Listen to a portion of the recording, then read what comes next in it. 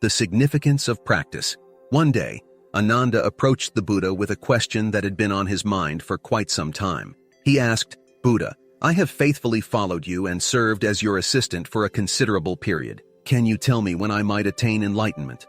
Instead of providing a direct answer, the Buddha gestured for Ananda to sit beside him. He then picked up his alms bowl and began to partake of the offerings he had received that day. After a brief period of eating, the Buddha turned to Ananda and inquired, "I have finished my meal.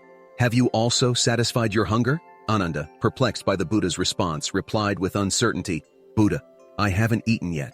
How can I satiate my hunger?" The Buddha, with a gentle smile, conveyed a profound message. He said, "This is precisely it. Merely observing me won't suffice. While I have nourished myself and feel content, you are still hungry. The path to enlightenment is akin to this. Simply observing isn't enough. You must engage in practice. Through gradual and persistent effort, you'll progress. No one else can tread this path to enlightenment on your behalf." Tale 2. The Elephant and the Dog. In a time long ago, a small dog had a secret habit of sneaking into the royal shed to nibble on the food reserved for the regal elephant. The elephant, who spent his days in solitude within the shed, welcomed the dog's daily visits and generously shared his leftovers. Over time, an unbreakable bond of friendship formed between them. They dined together, slumbered side by side, and frolicked in each other's company. Their connection grew so profound that they became almost inseparable. Then, one fateful day, a farmer visiting the elephant keeper noticed the dog. Enchanted by the little canine, he approached the elephant keeper and expressed his desire to purchase the dog. Though the elephant keeper did not own the dog, he accepted some money from the villager and handed over the dog. The king's elephant, devastated by the loss of his companion, sank into sorrow. He ceased to eat, drink, or even bathe. 3 days passed, and the elephant remained motionless in his place. The elephant keeper had no choice but to report this distressing matter to the king. Concerned for his beloved elephant, the king summoned his wisest minister and charged him with the task of uncovering the source of the elephant's anguish. The minister entered the stable and carefully examined the elephant. He discerned no physical ailments, leading him to conclude that the majestic creature must be yearning for someone or something dear to him. Turning to the elephant keeper, he inquired, "I suspect that the royal elephant is in mourning, possibly due to the loss of a cherished friend. Can you recall if this elephant shared a deep bond with any person or creature?" The elephant keeper hesitatingly replied, "Yes, sir. There was a dog who used to eat, sleep, and play with the elephant. A stranger took him away 3 days ago, but I do not know where he went." The minister reported to the king, saying, "Your Majesty, the royal elephant is in good health, but he is overwhelmed with loneliness due to the absence of his beloved friend, the dog.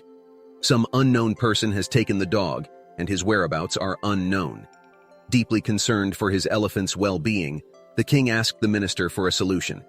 The minister proposed, "Your Majesty, let us issue a proclamation declaring that severe consequences await whoever has taken the dog that resided in the royal elephant's shed." The king heeded this advice and made the proclamation.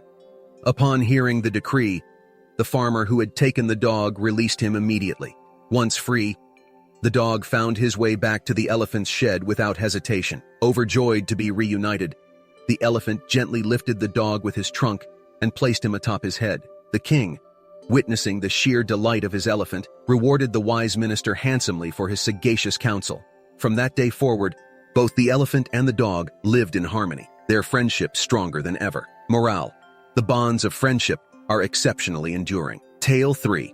The Disciples' Unwavering Faith. In the ancient times of Lord Buddha, he would deliver his teachings to his disciples within the serene confines of a monastery. On one particular day, a devoted disciple, en route to the monastery for Buddha's sermon, encountered an unexpected delay. Along his journey, he had to cross a river, but due to his tardiness, he missed the ferry. The disciple, consumed by his desire to hear Lord Buddha's words, unintentionally stepped into the river's cool waters. All the while, he repeated to himself, "I must not miss the sermon of Lord Buddha." His feet carried him further into the river, and his thoughts remained solely fixed on the revered teacher. As he progressed, he found himself standing in water up to his waist.